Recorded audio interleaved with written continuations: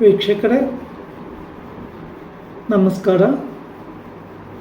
ನಾನು ನಿಮ್ಮ ನಾಗರಾಜ್ ಚೋಳೂರ್, ಪ್ರಖ್ಯಾತ ಜ್ಯೋತಿಷಿ, ವಾಸ್ತು ಹಾಗೂ ಸಂಖ್ಯಾಶಾಸ್ತ್ರಜ್ಞರು ಮಾತನಾಡ್ತಾ ಇರ್ತಕ್ಕಂಥದ್ದು. ವೀಕ್ಷಕರೇ, ಇವತ್ತಿನ ಸಂಚಿಕೆಯಲ್ಲಿ ಕುಂಭರಾಶಿಯವರ ಯುಗಾದಿ ಹಬ್ಬದ ವರ್ಷ ಭವಿಷ್ಯ ಫಲಾಫಲಗಳು ಮತ್ತು ಪರಿಹಾರಗಳ ಬಗ್ಗೆ ತಿಳಿಸ್ಕೊಡ್ತಾ ಇದ್ದೀನಿ. ಕುಂಭರಾಶಿಯವರಿಗೆ ಯುಗಾದಿ ಹಬ್ಬದ ಶುಭಾಶಯಗಳು. ಈ ವರ್ಷ ನಿಮ್ಮ ಆಸೆ, ಅಭಿಲಾಷೆ, ಆಕಾಂಕ್ಷೆ ಎಲ್ಲ ಈಡೇರಲಿ ಅಂತೇಳಿ ಪ್ರಾರ್ಥನೆ ಮಾಡ್ಕೊತೀವಿ. ಕುಂಭ ರಾಶಿಯ ವೀಕ್ಷಕರೇ, ನಿಮ್ಮ ರಾಶಿಗೆ ಗುರುಬಲ ಇರುವ ಕಾರಣ ಕೆಲವೊಂದು ವಿಚಾರಗಳಲ್ಲಿ ತುಂಬ ಅನುಕೂಲಗಳು ಆಗುತ್ತೆ. ಸಾಧ್ಯ ಆದರೆ ನೀವು ಈ ಅವಕಾಶವನ್ನು ಸರಿಯಾದ ರೀತಿಯಲ್ಲಿ ಸದುಪಯೋಗ ಪಡಿಸ್ಕೊಳ್ಳಿ. ದೂರ ದೇಶ ಪ್ರಯಾಣದ ಅವಕಾಶ ಇರ್ತದೆ, ಪುಣ್ಯಕ್ಷೇತ್ರಗಳ ದರ್ಶನ ಯೋಗ ಇರ್ತದೆ. ಎಷ್ಟು ಸಾಧ್ಯವೋ ಅಷ್ಟು ಈ ಅವಕಾಶವನ್ನು ಉಪಯೋಗಿಸ್ಕೊಂಬೋದು ಭಾಳ ಒಳ್ಳೆಯದು. ನಿಮ್ಮ ರಾಶಿಗೆ ಸರ್ಪದೋಷ ಪ್ರಬಲವಾಗಿದೆ.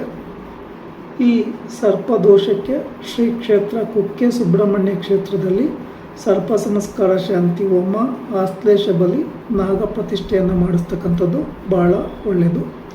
ಈ ಪೂಜೆಯನ್ನು ಶ್ರದ್ಧಾ ಭಕ್ತಿಯಿಂದ ನೀವು ಮಾಡಿಸಿದರೆ ನಿಮ್ಮ ಕೆಲಸ ಕಾರ್ಯಗಳಲ್ಲಿ ಇನ್ನಷ್ಟು ಪಾಸಿಟಿವ್ ಹೆಚ್ಚಿಗೆ ಸಿಗುತ್ತೆ. ಇದಲ್ಲದೆ ನಿಮ್ಮ ಹತ್ತಿರದ ಸ್ಥಳಗಳಲ್ಲಿ ಸುಬ್ರಹ್ಮಣ್ಯ ದೇವರಿಗೆ ಅಥವಾ ನಾಗನ ಸಾನ್ನಿಧ್ಯಗಳಲ್ಲಿ ಮಂಗಳವಾರ ಇರ್ಬೋದು ಅಥವಾ ಪಂಚಮಿ, ಷಷ್ಠಿ ಇರ್ತಕ್ಕಂಥ ತಿಥಿಗಳು, ಆಶ್ಲೇಷ ನಕ್ಷತ್ರ ಇರೋ ದಿನ, ಅಮಾವಾಸ್ಯೆ ಪೌರ್ಣಮಿಗಳೊಂದಿಗೂ ಸಹ ಪೂಜೆಯನ್ನು ಮಾಡಿಸ್ಬೋದು.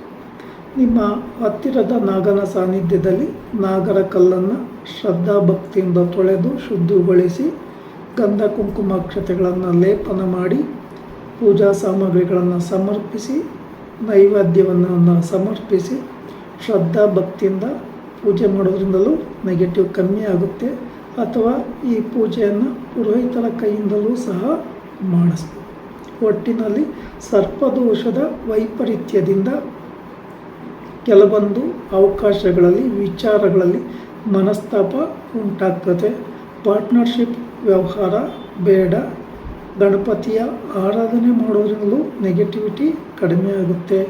ಅಥವಾ ರಾಹು ಕಾಲದಲ್ಲಿ ದೇವಿ ದೇವಾಲಯಗಳಲ್ಲಿ ಪೂಜೆ ಕೊಡೋದ್ರಿಂದಲೂ, ಕೆಂಪುವನ್ನು ಅರ್ಪಣೆ ಮಾಡಿ ಪೂಜೆ ಕೊಡೋದ್ರಿಂದಲೂ ಸಹ ನಿಮ್ಮ ರಾಶಿಗೆ ನೆಗೆಟಿವಿಟಿ ಕಡಿಮೆ ಆಗಿ ಶುಭ ಫಲಗಳು ಸಿಗುತ್ತೆ.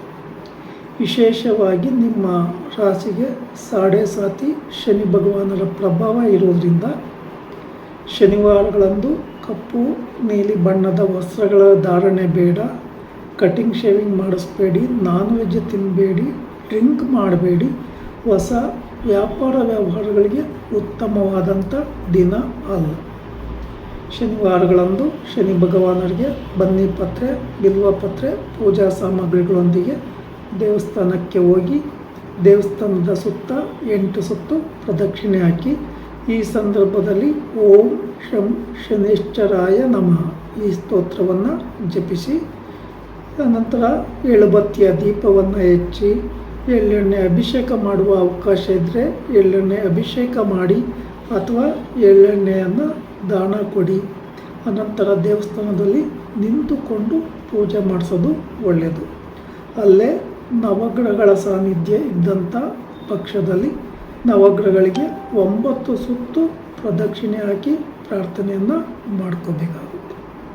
ಇದೆಲ್ಲ ಮುಗಿದ ನಂತರ ನೀವು ಆಂಜನೇಯನ ದೇವಸ್ಥಾನ, ಈಶ್ವರನ ದೇವಸ್ಥಾನ, ಮಹಾಕಾಳಿ ದೇವಸ್ಥಾನ, ಅಯ್ಯಪ್ಪ ಸ್ವಾಮಿ ದೇವಸ್ಥಾನಗಳಲ್ಲಿ ಪೂಜೆ ಕೊಡೋದ್ರಿಂದಲೂ ಈ ನೆಗೆಟಿವಿಟಿ ಕಡಿಮೆಯಾಗಿ ಪಾಸಿಟಿವ್ ಜಾಸ್ತಿ ಬರ್ತದೆ. ನೀವು ಶನಿವಾರಗಳಂದು ಸಂಜೆ ಪ್ರಯಾಣ ಮಾಡ್ತಕ್ಕಂಥ ಒಂದು ಸಂದರ್ಭಗಳಲ್ಲಿ ಹೆಚ್ಚಿನ ಜಾಗರೂಕತೆಯನ್ನು ವಹಿಸತಕ್ಕಂಥದ್ದು ತುಂಬ ಉತ್ತಮ. ಸಾಧ್ಯ ಆದರೆ ಹನುಮಾನ್ ಚಾಲೀಸ್ ಪಾರಾಯಣವನ್ನು ದಿನನಿತ್ಯ 8 ಸಲ ಪಾರಾಯಣ ಮಾಡೋದ್ರಿಂದಲೂ ನಿಮಗೆ ಶುಭ ಫಲಗಳು ಸಿಗುತ್ತೆ, ನೆಗೆಟಿವಿಟಿ ಕಡಿಮೆ ಆಗುತ್ತೆ. ನಿಮ್ಮ ರಾಶಿಗೆ ಗುರುಬಲ ಇದ್ದೂ ಸಹ 50% ಫಲಾಫಲಗಳು ಆಚೀಚೆ ಆಗಲಿಕ್ಕೆ ನಾಗದೋಷದ ಪ್ರಭಾವ ಮತ್ತು ಶನಿ ಭಗವಾನರ ಪ್ರಭಾವ ಕಾರಣ ಆಗಿರ್ತದೆ. ಈ ದೋಷವನ್ನು ನೀವು ಎಷ್ಟು ಶ್ರದ್ಧಾಭಕ್ತಿಯಿಂದ ಪರಿಹಾರ ಮಾಡ್ಕೊತೀರೋ ಅಷ್ಟು ನಿಮಗೆ ಒಳ್ಳೆಯ ಫಲಿತಾಂಶಗಳು ಸಿಗುತ್ತೆ. ಈಗ ನಡೀತಾ ಇರ್ತಕ್ಕಂಥ ಒಂದು ಸಂದರ್ಭದಲ್ಲಿ ಪಾರ್ಟ್ನರ್ಶಿಪ್ ವ್ಯವಹಾರ ಬೇಡ. ಯಾರನ್ನೂ ನಂಬಿ ಸಮಸ್ಯೆಗೆ ಸಿಲುಕಲಿಕ್ಕೆ ಹೋಗಬೇಡಿ. ನಿಮ್ಮ ಹತ್ರ ಪೂರ್ಣ ಪ್ರಮಾಣವಾದಂಥ ಹಣಕಾಸಿನ ವ್ಯವಸ್ಥೆ ಇದ್ದಾಗ ಅದಕ್ಕೆ ಸಂಬಂಧಿಸಿದ ವಿಚಾರಗಳಲ್ಲಿ ಮುಂದುವರಿತಕ್ಕಂಥದ್ದು ಬಹಳ ಒಳ್ಳೆಯದು. ವಿಶೇಷವಾಗಿ ಪರಿಹಾರಗಳನ್ನು ಶ್ರದ್ಧಾಭಕ್ತಿಯಿಂದ ಮಾಡಿಕೊಂಡಷ್ಟು ನಿಮಗೆ ನೆಗೆಟಿವ್ ಕಮ್ಮಿಯಾಗಿ ಶುಭ ಫಲಗಳು ಸಿಗುತ್ತೆ. ವೀಕ್ಷಕರೇ, ಈ ವಿಡಿಯೋ ಇಷ್ಟ ಆಯಿತು ಅಂದರೆ ಲೈಕ್ ಮಾಡಿ, ಶೇರ್ ಮಾಡಿ, ಫಾಲೋ ಮಾಡಿ, ಆ ಲೈಕನ್ ಒತ್ತಿ, ಬೆಲ್ ಐಕನ್ ಒತ್ತಿ. ನಮಸ್ಕಾರ.